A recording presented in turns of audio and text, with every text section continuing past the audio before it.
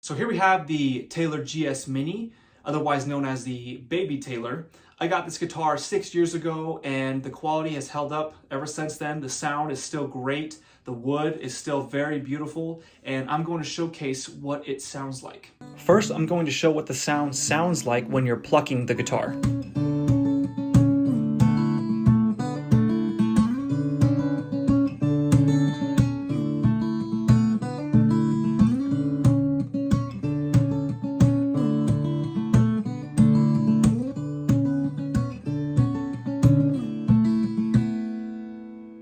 Now here's how this guitar sounds when you're strumming.